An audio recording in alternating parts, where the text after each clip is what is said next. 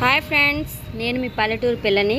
ఇప్పుడు మనం కాకినాడ నుంచి కత్తిపూడి వెళ్ళే హైవేలో పిఠాపురంలో ఉన్న ప్రసిద్ధి చెందిన దేవస్థానం ఒకటి ఇక్కడ ఉందండి. శ్రీ కుకుటేశ్వర స్వామి దేవస్థానం పాదగయ క్షేత్రం అండి.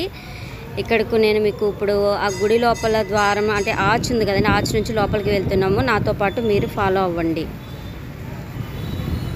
అట్లా ఫాలో అవుతూ నాతో రండి, ఓకేనా? ఇక్కడ ఇది చాలా ప్రసిద్ధి చెందిన దేవస్థానం అంటండి.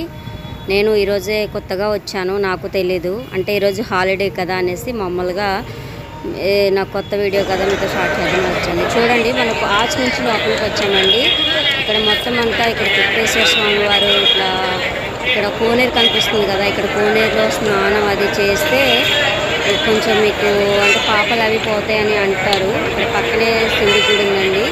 ఇక్కడ స్వామివారు వాళ్ళు దర్శనం చేసుకుంటున్నారండి. పక్కనే కోనేటిలో చాలామంది స్నానాలు చేస్తూ ఉంటారు.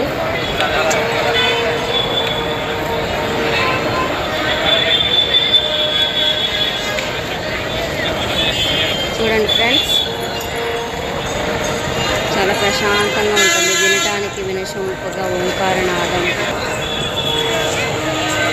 చూడండి, మీకు ఇప్పుడు కుకుటేశ్వర స్వామి వారి అది విగ్రహాన్ని చూపిస్తున్నాను. చూడండి, వాటర్ మధ్యలో ఉందండి.